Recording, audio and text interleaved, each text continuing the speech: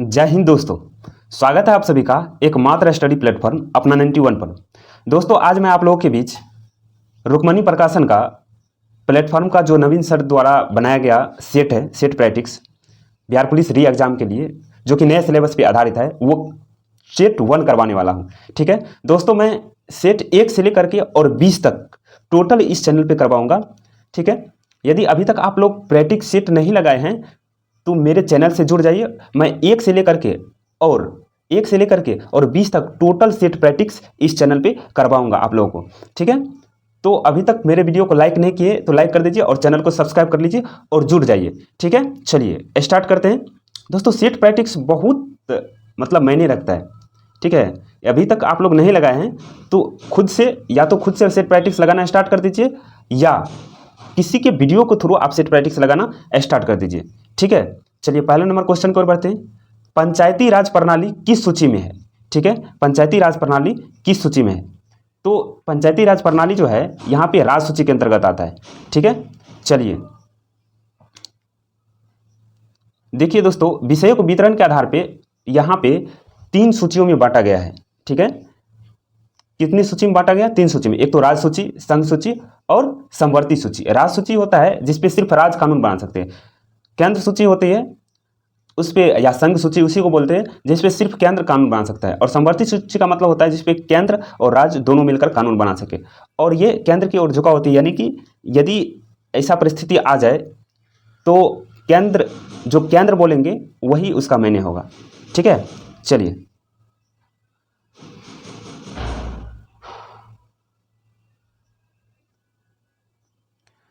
हम लोग के सामने दूसरा नंबर क्वेश्चन है। निम्नलिखित में से कौन सा एक व्यय भारत की संचित निधि पर आधारित नहीं है? ठीक है, तो कौन सा एक व्यय भारत के संचित निधि पर आधारित नहीं है? तो भारत के महान्यायवादी का वेतन तथा भत्ते। ठीक है, इसका सही आंसर हो जाएगा बी। चलिए अगले क्वेश्चन को बढ़ते हैं। दोस्तों जिस क्वेश्चन पे डिस्कस करने वाला होगा उस पर मैं डिस्कस खुद कर दूंगा। ठीक है, तीसरा नंबर क्वेश्चन है, संविधान संशोधन जिसके द्वारा वस्तु एवं सेवा कर लागू किया गया। संविधान संशोधन जिसके द्वारा वस्तु एवं सेवा कर लागू किया गया, यानी कि जीएसटी। ठीक है, तो किस संविधान संशोधन के तहत लाया गया था? तो 101वां संविधान संशोधन 2017 हो जाएगा। ठीक है, 2017। यहाँ पे जीएसटी दिवस जो है, जीएसटी दिवस 1 जुलाई को मनाया जाता है। ठीक है, जीएसटी का पूर्ण रूप होता है, यानी कि इसका फुल फॉर्म होता है गुड्स एंड सर्विस टैक्स। ठीक है, जीएसटी में पंजीकरण संख्या की कुल संख्या 15 डिजिट की होती है, यानी कि जीएसटी पंजीकरण संख्या में कुल 15 डिजिट होती है। ठीक है, वर्ष 2003 में सर्वप्रथम अप्रत्यक्ष कर पर गठित केलकर टास्क फोर्स ने जीएसटी का प्रस्ताव दिया था। केलकर टास्क फोर्स ने जीएसटी का प्रस्ताव दिया था।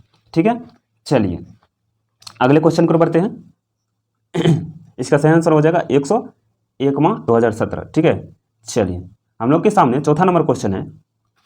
सर्वोच्च न्यायालय में 5 तरह के रीट जारी करती है। ठीक है, सर्वोच्च न्यायालय 5 तरह के रीट जारी करती है, जिसमें एक है, ठीक है, तो जिसमें एक जो है अधिकार परीक्षा हो जाएगा, ऑप्शन नंबर डी।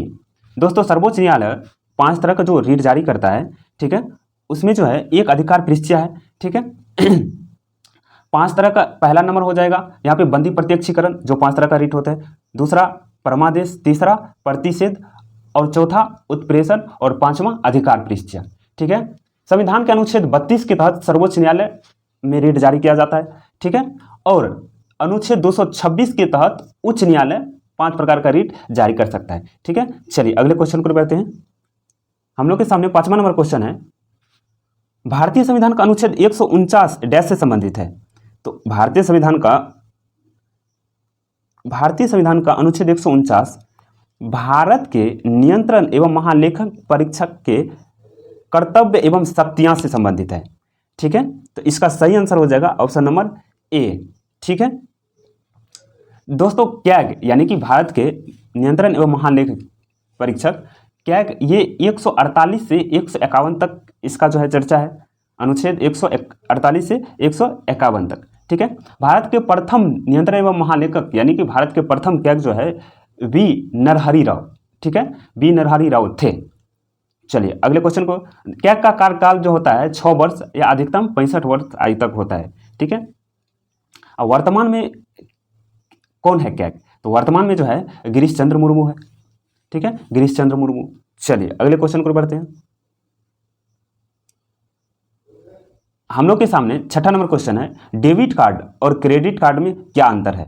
ठीक है, डेबिट कार्ड और क्रेडिट कार्ड में क्या अंतर है? तो इसका सही आंसर हो जाएगा, डेबिट कार्ड से सीधे बैंक खाते से, यानी कि डेबिट कार्ड से सीधे बैंक खाते से पैसे निकाले जा सकते हैं, जबकि क्रेडिट कार्ड से एक निश्चित सीमा तक ऋण लिया जा सकता है, यानी कि 45 डेज तक जो ऋण दिया जाता है, उसके बाद उस पर इंटरेस्ट बांध दिया जाता है क्रेडिट कार्ड पे। तो हमको डी नंबर सही लग रहा है और डी नंबर ही सही है।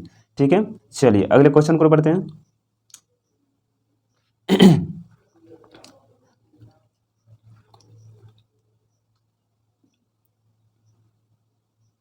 अगला क्वेश्चन है, भारत की जनगणना 2011 के अनुसार निम्नलिखित में से किस राज्य की साक्षरता दर सबसे कम है?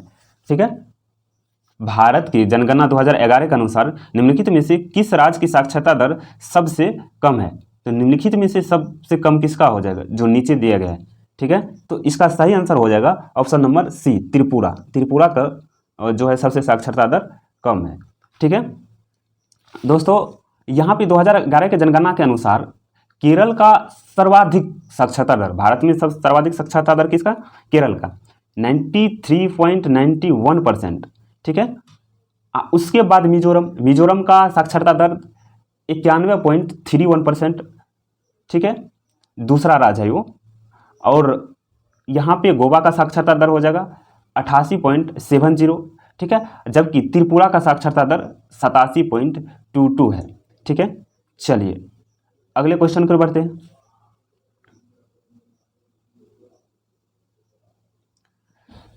क्वेश्चन नंबर 8वां है, क्वेश्चन 8वां, किस अर्थशास्त्री ने भारत में सबसे पहले वैज्ञानिक दृष्टि से राष्ट्रीय आय की गणना की? किस अर्थशास्त्री ने भारत में सबसे पहले वैज्ञानिक दृष्टि से राष्ट्रीय आय की गणना की? तो इसका सही आंसर हो जाएगा BKR राव। ठीक है, इसका सही आंसर हो जाएगा बी। चलिए अगले क्वेश्चन पर बढ़ते हैं। भारत 2011 के अनुसार किस राज्य या केंद्र शासित प्रदेश में लिंगानुपात सबसे कम है? ठीक है, तो 2011 के अनुसार किस राज्य या केंद्र शासित प्रदेश में लिंगानुपात सबसे कम है? तो इसका सही आंसर हो जाएगा दमन और दीव। क्या हो जाएगा? दमन और दीव। चलिए अगले क्वेश्चन पर बढ़ते हैं। अगला क्वेश्चन है 10वां नंबर क्वेश्चन, निम्नलिखित में से किस आंदोलन की शुरुआत बंगाल में हुई? तो निम्नलिखित में से किस आंदोलन की शुरुआत बंगाल में हुई? तो इसका सही आंसर हो जाएगा रामकृष्ण मिशन। ठीक है, इसका सही आंसर हो जाएगा रामकृष्ण मिशन। रामकृष्ण मिशन की स्थापना स्वामी विवेकानंद द्वारा किया गया था 1897 ईस्वी में, यानी कि कलकत्ता स्थित बेलूर में किया गया था। ठीक है, यानी कि कलकत्ता में। सत्यशोधक समाज की स्थापना ज्योतिबा फुले ने किया था 1873 ईस्वी में। ठीक है, आर्य समाज की स्थापना 1875 ईस्वी में स्वामी दयानंद सरस्वती ने किया था, वो भी कहाँ? मुंबई में। ठीक है, प्रार्थना समाज की स्थापना बम्बई में आत्माराव पांडुराव द्वारा 1867 ईस्वी में किया गया था। ठीक है, चलिए अगले क्वेश्चन को बढ़ते हैं। हम लोग के सामने क्वेश्चन नंबर 11वां हो जाएगा, पाटलिपुत्र को किस मगध शासक ने बसाया था? तो इसका सही आंसर सब जानते हैं लगभग, उदयन ने। ठीक है, उदयन ने बसाया था। उदयन के पिता का क्या नाम था? तो उदयन के पिता का नाम अजातशत्रु था। उदयन अपने पिता अजातशत्रु की हत्या करके गद्दी पर बैठा था। ठीक है, उदयन ने पाटलिपुत्र को अपने साम्राज्य की राजधानी बनाया था। हर्यक वंश के संस्थापक बिंबिसार का पुत्र अजातशत्रु था। हर्यक वंश का संस्थापक यदि पूछ दे तो इसका हो जाएगा बिंबिसार का पुत्र अजातशत्रु था। ठीक है, हर्यक वंश के अंतिम शासक उदयन का पुत्र नागदशक था। ठीक है, चलिए अगले क्वेश्चन को बढ़ते हैं। हम लोग के सामने 12वां नंबर क्वेश्चन है,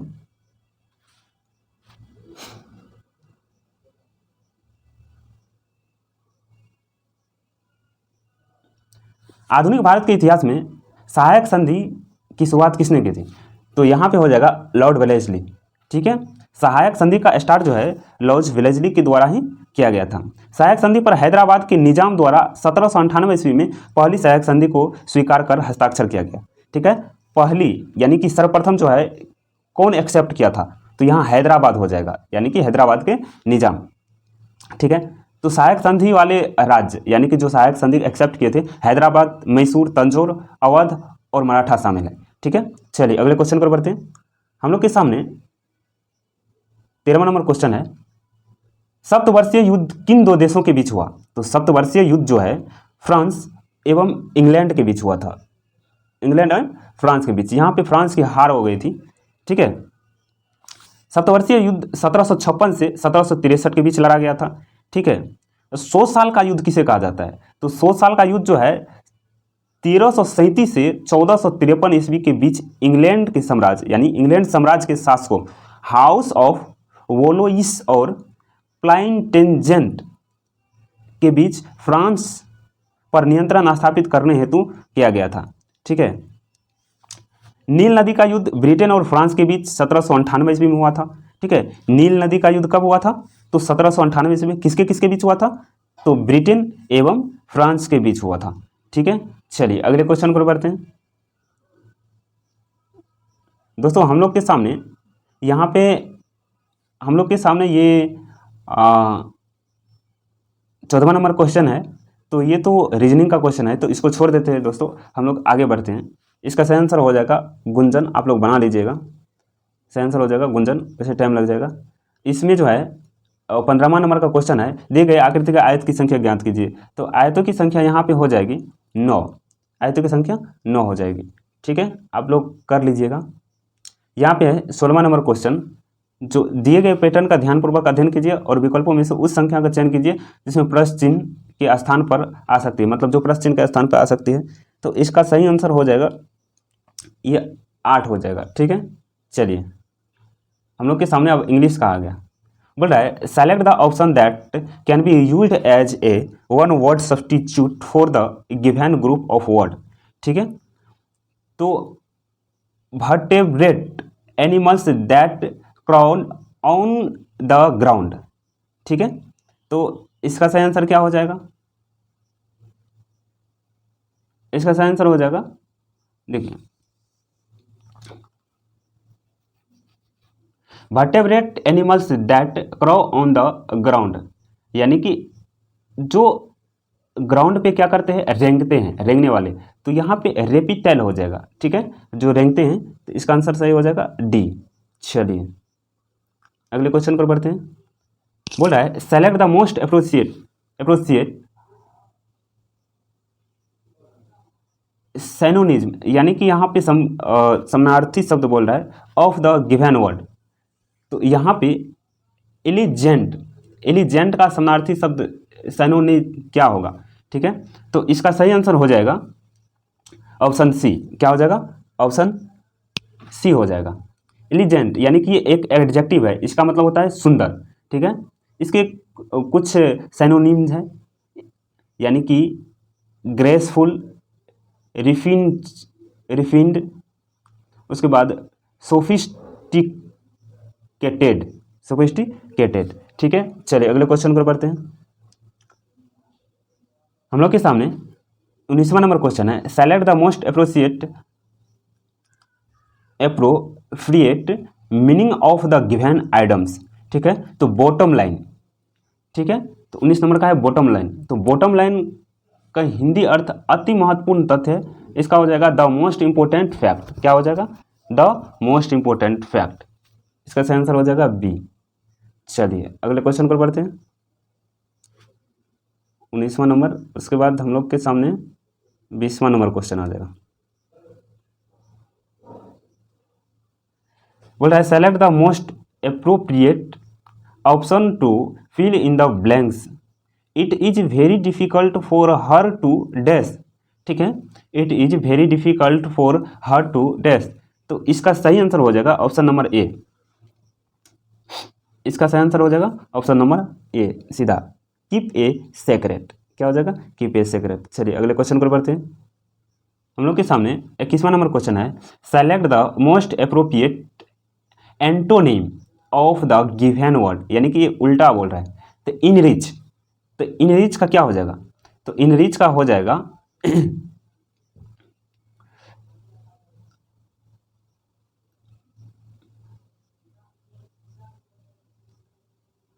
इंडिज का मतलब होता है किसी वस्तु की गुणवत्ता को बढ़ाना। इसका एंटोनिम होगा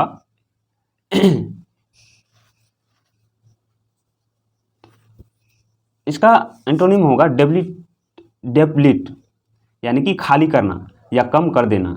ठीक है, चलिए अगले क्वेश्चन पर बढ़ते हैं। डेप्लीट, ये ऑप्शन नंबर सी हो जाएगा।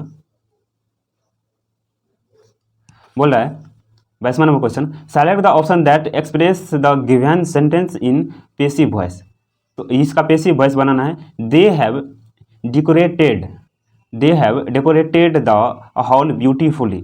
ठीक है, तो इसका सही आंसर हो जाएगा the hall has been decorated beautiful by them. इसका सही आंसर हो जाएगा ऑप्शन नंबर ए। चलिए अगले क्वेश्चन पर बढ़ते हैं। यह है choose the option that can substitute the hold segment correctly and complete the meaning of the sentence. ठीक है, Navika is a superb and impressive child in her class. ठीक है, Navika is a superb and impressive child in her class.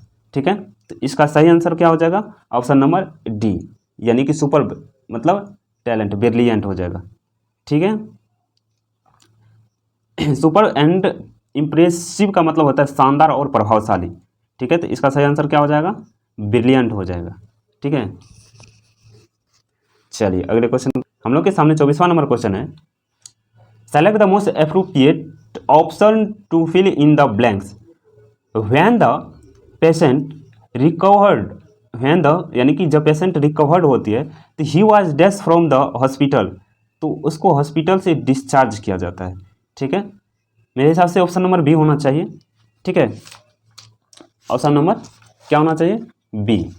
ठीक है, तो इसका सही answer हो जाएगा ऑप्शन नंबर बी। चलिए अगले क्वेश्चन पर बढ़ते हैं। भारत का प्रथम समाचार पत्र कौन था? ठीक है, तो भारत का प्रथम समाचार पत्र बंगाल गजेट था। क्या था? Bengal gazette. Option number C हो जाएगा। ठीक है, यह एक अंग्रेजी भाषा का वास्तविक साप्ताहिक पत्र था। ठीक है, यह एक अंग्रेजी भाषा का साप्ताहिक पत्र था जिसे जेम्स अगस्ट हिक्की द्वारा शुरू किया गया था।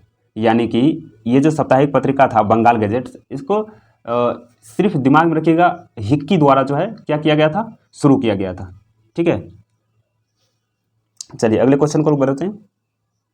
हम लोग के सामने 26वां नंबर क्वेश्चन है, अभिज्ञान शकुंतलम किसकी रचना है? तो अभिज्ञान शकुंतलम ये कालिदास की रचना है। ठीक है, चलिए अगले क्वेश्चन को बढ़ते हैं।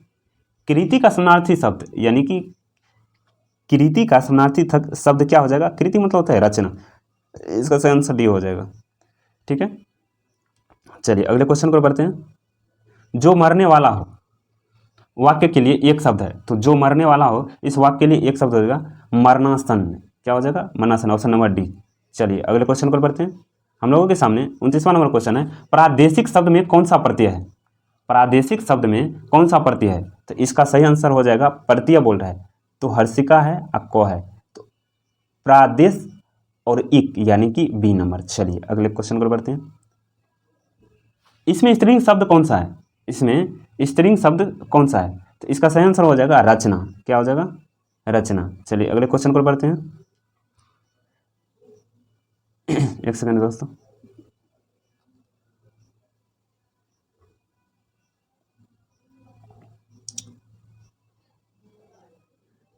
इसका सही आंसर क्या हो जाएगा? रचना। चलिए अगले क्वेश्चन पर बढ़ते हैं। हम लोग के सामने 31वां नंबर क्वेश्चन है, निम्न विकल्पों में से सही कर्म वाला विकल्प चुनें। ठीक है, तो सही कर्म वाला विकल्प को हमको चुनना है। तो इसका सही आंसर हो जाएगा, पहला हो जाएगा दो।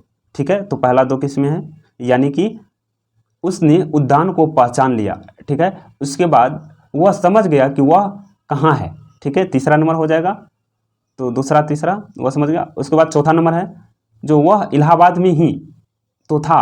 ठीक है, उसके बाद पांचवा नंबर हो जाएगा लाउदर रोड पर, यानी कि इलाहाबाद में लाउदर रोड पर, और घर सड़क के उस पार था। तो और घर सड़क, यानी कि इसका सही आंसर हो जाएगा बी। चलिए अगले क्वेश्चन पर बढ़ते हैं। हम लोग के सामने 36वां नंबर क्वेश्चन है, साधारण दोलक की आवृत्ति FHZ है, 2 मिनट में दोलन तो दोलक दोलन करेगा। ठीक है, तो इसका सही आंसर हो जाएगा ऑप्शन नंबर डी 120 से एफ करेगा। ठीक है, चलिए अगले क्वेश्चन को बढ़ते हैं। 37वां नंबर क्वेश्चन है, एक समान वृत्तीय गति करने वाले किसी कण के लिए निम्न में से अशुद्ध कथन का चुनाव कीजिए। तो अशुद्ध कथन, तो त्वरण का परिणाम नियत नहीं रहता है, इसका सही आंसर हो जाएगा अशुद्ध कथन हो जाएगा डी। ठीक है, चलिए अगले क्वेश्चन को बढ़ते हैं। एफ और 2F के बीच रखी वस्तु का उत्तल लेंस द्वारा बना प्रतिबिंब होता है, तो इसका सही आंसर हो जाएगा वास्तविक एवं उल्टा। चलिए अगले क्वेश्चन को बढ़ते हैं। 39वां नंबर क्वेश्चन है, निम्नलिखित में से कौन से बिंदु हमेशा लेंस के मुख्य अक्ष पर स्थित होते हैं? तो ये हो जाएगा प्रकाशिक केंद्र। क्या हो जाएगा? तो केवल बी हो जाएगा। चलिए अगले क्वेश्चन को पढ़ते हैं। हम लोग के सामने 40वां नंबर क्वेश्चन है, फ्यूज तार से संबंधित निम्न कथनों पर विचार कीजिए। यह उपकरण के साथ श्रेणी क्रम में होता है, संयोजित होता है, सही बात है। यह निम्न गलनांक वाले पदार्थ से बना होता है, सही बात है। तो दोनों सही है, तो सही कथन बोल रहा है चुनने के लिए, तो 1 और 2 हो जाएगा। चलिए अगले क्वेश्चन को बढ़ते हैं। 41वां नंबर क्वेश्चन देखते हैं हम। बोल रहा है ऊर्ध्वपातन का गुण किस में पाया जाता है? तो इसका सही आंसर हो जाएगा अमोनियम क्लोराइड में। ठीक है, चलिए अगले क्वेश्चन को बढ़ते हैं। बोल रहा है निम्न में से कौन संदर्भ सभ्यता के स्थल नहीं है? तो इसका हो जाएगा लंगनाज। तो ये भी कालीबंगा भी है, राखीगढ़ भी है, लोथल भी है। लोथल जो है एक बंदरगाह है जो कि गुजरात में अवस्थित है। चलिए अगले क्वेश्चन को बढ़ते हैं। यहाँ पे हो जाए निम्नलिखित में से कौन सी जोड़ी सही है? तो चेम्सफोर्ड रोलेक्ट एक्ट हो जाएगा, यानी कि जिस समय रोलेक्ट एक्ट कानून पारित हुआ था उस समय में भारत का वायसराय चेम्सफोर्ड था। ठीक है, चलिए अगले क्वेश्चन पर बढ़ते हैं। हम लोग के सामने अगला क्वेश्चन है 44वां नंबर क्वेश्चन। 15 अगस्त 1947 को भारत के पहले प्रधानमंत्री जवाहरलाल नेहरू ने दिल्ली में लाल किले के डैश के ऊपर भारतीय राष्ट्रीय ध्वज फहराया गया था। तो यहाँ पे लाहौरी गेट हो जाएगा, और 16 अगस्त को लाल किला पे झंडा फहराया गया था। ठीक है, चलिए अगले क्वेश्चन पर बढ़ते हैं। 45वां नंबर क्वेश्चन है, भारत की सबसे तेज गति से चलने वाली ट्रेन में से एक गतिमान एक्सप्रेस, कौन सा? गतिमान एक्सप्रेस। ठीक है, यहां पे हो जाएगा गतिमान एक्सप्रेस। तो गतिमान एक्सप्रेस किस वर्ष चलाई गई थी? इसका सही आंसर हो जाएगा 2016। ठीक है, चलिए अगले क्वेश्चन को बढ़ते हैं।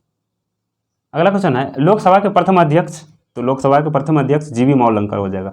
लोकसभा का महिला हो जाएगा, जब महिला तो मीरा कुमार। ठीक है, महिला में कौन सा हो जाएगा? मीरा कुमार। और लोकसभा का प्रथम अध्यक्ष कौन हो जाएगा? ओम बिरला। चलिए अगले क्वेश्चन को बढ़ते हैं। भारत की लोकसभा के लिए पहला आम चुनाव कब हुआ था? तो पहला आम चुनाव 1951-52 में हुआ था। चलिए अगले क्वेश्चन को बढ़ते हैं। राष्ट्रीय आपातकाल की घोषणा का आधार क्या है? तो युद्ध भी है, बाह्य आक्रमण भी है, सशस्त्र विद्रोह भी है, यानी कि ये सभी हो जाएगा, ऑप्शन नंबर डी हो जाएगा। चलिए अगले क्वेश्चन को बढ़ते हैं। संपत्ति का अधिकार को मौलिक अधिकार की सूची में से कब हटाया गया? तो ये 1978 में, 44वां संविधान संशोधन 1978 में हटाया गया। ठीक है, 42वां संविधान संशोधन कब हुआ था? तो 1976 में हुआ था। चलिए अगले क्वेश्चन को बढ़ते हैं। क्वेश्चन नंबर 50 है, राज्य और केंद्र के बीच सत्ता विभाजन के लिए संविधान की सूची नहीं है। सत्ता विभाजन जो होता है तो वो संघ सूची है, समवर्ती सूची है, राज्य सूची है, यानी परिवर्ती सूची नहीं है, ऑप्शन नंबर ए हो जाएगा। चलिए अगले क्वेश्चन को बढ़ते हैं। गरीबी के माप की कौन सी सामान्य विधि प्रयोग में लाई जाती है? तो इसका सही आंसर हो जाएगा आय एवं व्यय दोनों, ऑप्शन नंबर सी। चलिए अगले क्वेश्चन को बढ़ते हैं। अर्थव्यवस्था में व्यावसायिक बैंकों की मुख्य भूमिका क्या है? तो इसका सही आंसर हो जाएगा ऑप्शन नंबर सी, आर्थिक वृद्धि और विकास को बढ़ावा देना। ठीक है, चलिए अगले क्वेश्चन पर बढ़ते हैं। अगला क्वेश्चन है, बचत खाते का उद्देश्य क्या है? बचत खाते का उद्देश्य है जमा पर ब्याज अर्जित करना। ठीक है, ऑप्शन नंबर ए हो जाएगा। 53 का क्या हो जाएगा? Option number A. ठीक है, चलिए अगले क्वेश्चन पर बढ़ते हैं। अगला क्वेश्चन है, निम्नलिखित स्थानों और उद्योगों से मिलाइए तथा नीचे दिए गए कूट की सहायता से सही उत्तर का चयन कीजिए। ठीक है, तो बेंगलुरु हो जाएगा। तो बेंगलुरु किसके लिए? एल्युमिनियम के लिए। नहीं, बेंगलुरु किसके लिए हो जाएगा? वायुयान के लिए हो जाएगा। किसके लिए हो जाएगा? वायुयान के लिए। 1 का 3 हो जाएगा। ठीक है, कोरबा किसके लिए? एल्युमिनियम के लिए। कोरबा जो है एल्युमिनियम के लिए, और जमशेदपुर लोहास के लिए, तो सबको पता है। और मलाज खंड तांबा के लिए। मलाज खंड किसके लिए? तांबा के लिए। यानी कि 1 का 3, तो 1 का 3 किस में है? ये ऑप्शन नंबर डी हो जाएगा। ठीक है, चलिए अगले क्वेश्चन पर बढ़ते हैं। एक ही में था, ये मैथ का क्वेश्चन है दोस्तों, ये सॉल्व कर लीजिएगा। ये मैथ का क्वेश्चन है। आगे देखते हैं।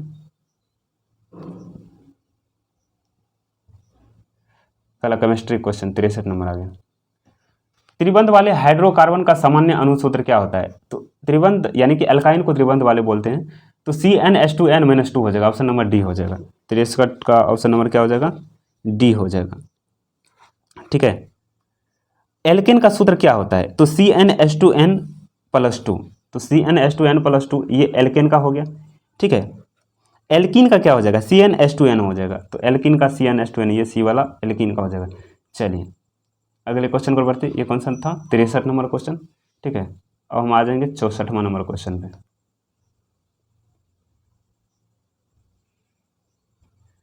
चलिए, बोल रहा है निम्न में से किस में प्रत्येक कार्बन परमाणु 4 अन्य कार्बन परमाणुओं से बंधे होते हैं जो एक दृढ़ त्रिआयामी संरचना का निर्माण करता है? ठीक है। तो इसका सही आंसर हो जाएगा डायमंड। क्या हो जाएगा? डायमंड।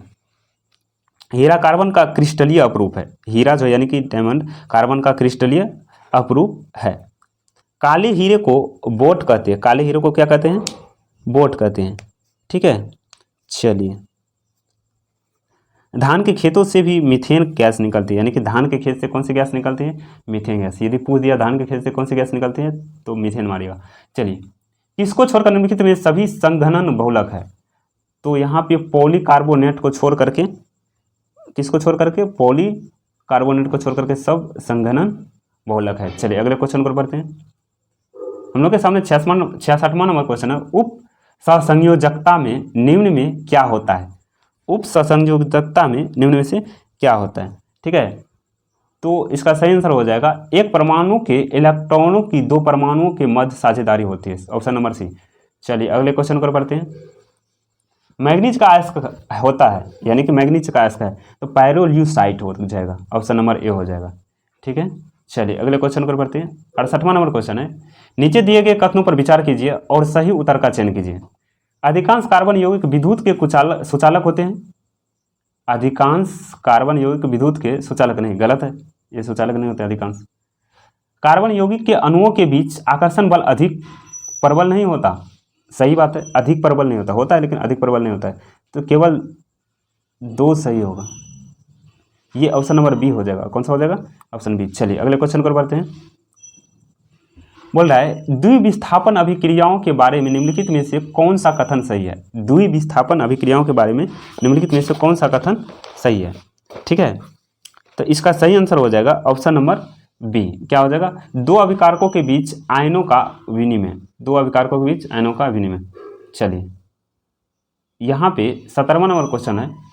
यह पाया गया है कि किसी कांच के प्रिज्म द्वारा श्वेत प्रकाश के वर्ण विक्षेपण के दौरान कोई रंग घटक जितना अधिक मुड़ता है, उस रंग घटक के लिए कांच का अपवर्तनांक उतना ही अधिक होता है यदि म्यू बी, म्यू गामा और म्यू जी क्रमश नीले, पीले और हरे प्रकाश के लिए अपवर्तनांक है, तो उनके बीच निम्न में से कौन सा संबंध सही है? तो इसका सही आंसर हो जाएगा ऑप्शन नंबर ए। क्या हो जाएगा? Option number A. चलिए अगले क्वेश्चन को बढ़ते हैं। बोल रहा है विभिन्न प्रकार के अस्थायी ऊतकों के निर्माण के लिए किस ऊतक की कोशिकाओं को अलग किया जाता है? ठीक है। विभिन्न प्रकार के अस्थायी ऊतकों के निर्माण के लिए किस ऊतक की कोशिकाओं को अलग किया जाता है? तो यहाँ पे हो जाएगा मेरिस्टेमेटिक। क्या हो जाएगा? मेरिस्टेमेटिक, ऑप्शन नंबर सी हो जाएगा। चलिए अगले क्वेश्चन को। कर्क रेखा भारत के कुल कितने राज्यों से होकर गुजरती है? तो ये तो हो जाएगा 8 राज्यों से, यानी कि इसका एक ट्रिक होता है मित्र पर गमछाधार। ठीक है। चिपको आंदोलन किस राज्य में होता है? ये उत्तराखंड में हुआ था चिपको आंदोलन। ठीक है। चिपको आंदोलन किस राज्य में? तो उत्तराखंड में हुआ था। ठीक है। चिपको आंदोलन 1973 में इसकी शुरुआत हुई थी। कब हुई थी? 1973 में चमोली जिला में हुआ था, उत्तराखंड के चमोली जिला में। ठीक है। चलिए अगले क्वेश्चन को बढ़ते हैं। भारत के राष्ट्रीय जलीय जीव कौन है? तो भारत का राष्ट्रीय जलीय जीव जो है डॉल्फिन है। 5 अक्टूबर 2009 को राष्ट्रीय जलीय जीव को घोषित किया गया। ठीक है। तो राष्ट्रीय जलीय जीव डॉल्फिन को जो है कब घोषित किया? 5 अक्टूबर 2009 को। ठीक है। भारत का राष्ट्रीय विरासत पशु हाथी है। ठीक है। क्या है? राष्ट्रीय विरासत पशु हाथी है। ठीक है। भारत का राष्ट्रीय नदी गंगा है, जिसे 4 नवंबर 2008 को घोषित किया गया, यानी कि राष्ट्रीय नदी के रूप में गंगा को 4 नवंबर 2008 को घोषित किया गया। ठीक है। भारत का राष्ट्रीय पुष्प कमल है, यानी कि राष्ट्रीय फूल कमल है। भारत का राष्ट्रीय पक्षी मयूर है। भारत का राष्ट्रीय वृक्ष बरगद है। ठीक है। चलिए अगले क्वेश्चन को बढ़ते हैं। तो इसका सही आंसर हो जाएगा डॉल्फिन, डी। चलिए 75वां नंबर क्वेश्चन।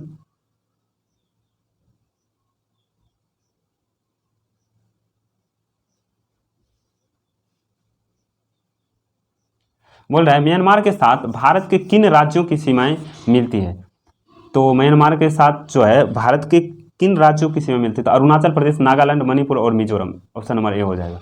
ठीक है। चलिए इसके लिए मैप याद करना पड़ेगा दोस्तों।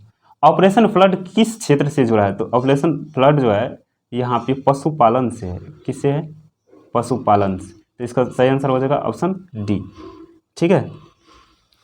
किससे हो जाएगा? पशुपालन से।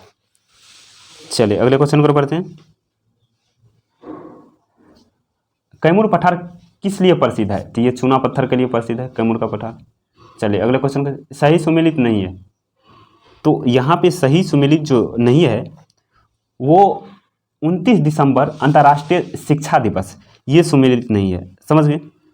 समझ गए? ठीक है। तो अंतर्राष्ट्रीय शिक्षा दिवस जो है प्रतिवर्ष 24 जनवरी को मनाया जाता है। कब मनाया जाता है? 24 जनवरी को। 29 दिसंबर को राष्ट्रीय काली मिर्च दिवस मनाया जाता है। तो यहाँ पे यदि राष्ट्रीय काली मिर्च दिवस तो वो भी सही हो जाता है। ठीक है। तो बोल रहा है सुमेलित नहीं है, तो यही सुमेलित नहीं है। यहाँ पे 29 दिसंबर को क्या मनाया जाता है? काली मिर्च दिवस। ठीक है। अंतर्राष्ट्रीय शिक्षा दिवस कब मनाया जाता है? तो अंतर्राष्ट्रीय शिक्षा दिवस जो है यहाँ पे 24 जनवरी को मनाया जाता है। चलिए अगले क्वेश्चन को बढ़ते हैं। भूटान में किस धर्म के अनुयायी की संख्या सबसे अधिक है, तो इसका सही आंसर हो जाएगा बौद्ध। क्या हो जाएगा? बौद्ध। ठीक है। भूटान देश में लगभग 75% आबादी बौद्ध धर्म के अनुसार मतलब अनुसरण करती है। ठीक है। चलिए अगले क्वेश्चन को बढ़ते हैं। हम लोग के सामने 80 नंबर का क्वेश्चन है। बोल रहा है हाल ही में, ये करंट अफेयर्स का क्वेश्चन, हाल ही में भारत सरकार के किस मंत्रालय ने प्रेरणा प्रोग्राम की शुरुआत की। ठीक है। तो इसका हो जाएगा सही आंसर शिक्षा। क्या हो जाएगा? शिक्षा मंत्रालय ने हाल ही में किसका शुरुआत की? प्रेरणा प्रोग्राम। ठीक है। ऑप्शन नंबर सी हो जाएगा। चलिए अगले क्वेश्चन को बढ़ते हैं। National council of applied economic research के अनुसार 2024-25 में भारतीय अर्थव्यवस्था के अनुमानित विकास दर क्या थी, तो इसका सही आंसर हो जाएगा ऑप्शन नंबर बी 7%। क्या हो जाएगा? Option number B. चलिए अगले क्वेश्चन को बढ़ते हैं। हम लोग के सामने 82 नंबर क्वेश्चन है। जागरेब ओपन एकल 2024 कुश्ती टूर्नामेंट में 57 किलोग्राम वर्ग में किस भारतीय ने स्वर्ण पदक जीता, तो इसका सही आंसर हो जाएगा अमन सहरावत। क्या हो जाएगा? Option number D. चलिए अगले क्वेश्चन को बढ़ते हैं। बोल रहा है विश्व आर्थिक मंच ने हाल ही में के यात्रा और पर्यटन विकास सूचकांक 2024 की रैंकिंग जारी की है, जिसमें भारत का कौन सा रैंक है, यानी कि किस चीज़ का किया गया है? यात्रा और पर्यटन। यात्रा और पर्यटन में भारत का रैंक क्या है? 36वां है। ऑप्शन नंबर बी हो जाएगा। ठीक है। चलिए अगले क्वेश्चन को बढ़ते हैं। हम लोग के सामने 84 नंबर का क्वेश्चन है। हाल ही में किसी national Mandela life time achievement पुरस्कार दिया गया है, तो इसका हो जाएगा Vinod Ganatra. Option number A. चलिए अगले क्वेश्चन को, ये मैथ का क्वेश्चन हो गया दोस्तों 86, ये भी मैथ का क्वेश्चन ही हो गया, ये रीजनिंग का हो गया। ठीक है।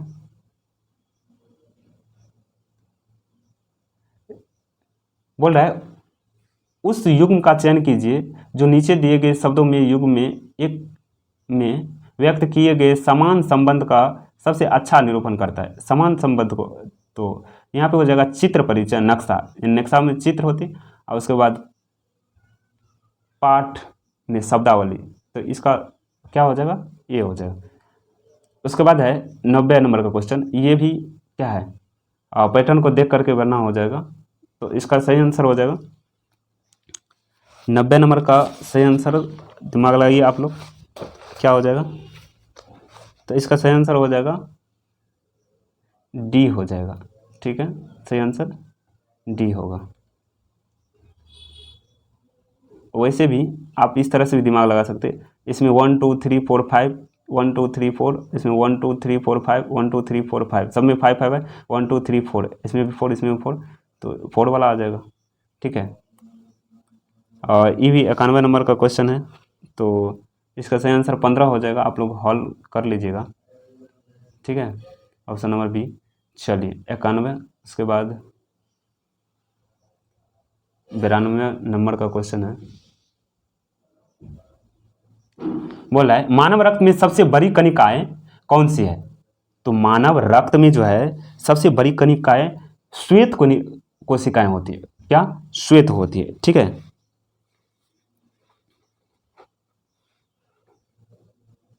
चलिए अगले क्वेश्चन को पढ़ते हैं। बोल रहा है निम्नलिखित में से कौन से पौधे थैलोफाइटा समूह से संबंधित नहीं है? तो थैलोफाइटा समूह से संबंधित नहीं है तो कौन सा है? तो मार्सिलिया है। क्या हो जाएगा? मार्सिलिया।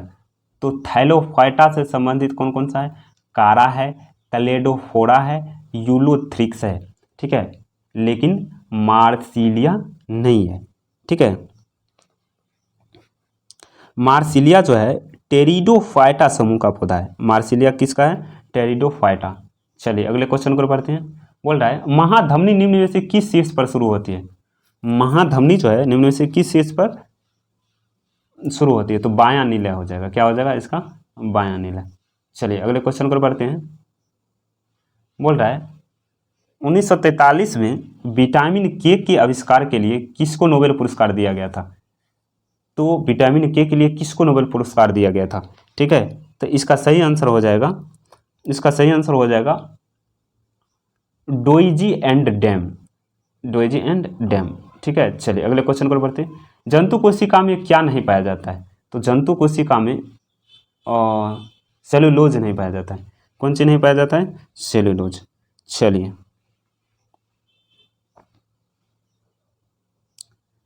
अगले क्वेश्चन को पढ़ते हैं। मेलानिन किससे स्रावित होता है? देखिए मेलानिन ये बहुत इंपॉर्टेंट है। मेलानिन किससे स्रावित होता है? तो इसका सही आंसर हो जाएगा त्वचा के क्रोमेटोफोर से। त्वचा के क्रोमेटोफोर से। ठीक है, चलिए अगले क्वेश्चन को पढ़ते हैं। 98 नंबर क्वेश्चन है। बोल रहा है कौन सा रोग संक्रमित मच्छर के काटने से नहीं होता है? ठीक है, तो डेंगू भी होता है, चिकनगुनिया भी होता है, मलेरिया होता है, इबोला हेमरेजिक बुखार ये नहीं होता है। ऑप्शन नंबर ए हो जाएगा। ठीक है, ऑप्शन नंबर क्या हो जाएगा? ए हो जाएगा। चलिए अगले क्वेश्चन को पढ़ते हैं। हम लोग के सामने 99 नंबर क्वेश्चन है। विनिमय की क्रियाविधि किसके परिणाम स्वरूप होती है? विनिमय की क्रियाविधि किसके परिणाम स्वरूप होती है? ठीक है, तो आनुवांशिक पदार्थों का आदान प्रदान होता है। यानी कि इसमें क्या होती है? आनुवांशिक पदार्थों का आदान प्रदान। हम लोग के सामने 100वां नंबर क्वेश्चन है। मनुष्य में ऑस्टियोमलेशिया नामक रोग का कारण क्या है? तो विटामिन डी की कमी हो जाएगा। क्या हो जाएगा? विटामिन डी की कमी। ठीक है दोस्तों, तो हमने बहुत अच्छे से सेट प्रैक्टिस 1 का करवा दिया, प्रैक्टिस सेट 1 का करवा दिया। अब इसी चैनल पे मैं अब सेट 2 ले करके आऊँगा। ठीक है दोस्तों, तो वीडियो पे बने रहने के लिए बहुत बहुत धन्यवाद। जय श्री राम, जय हिंद,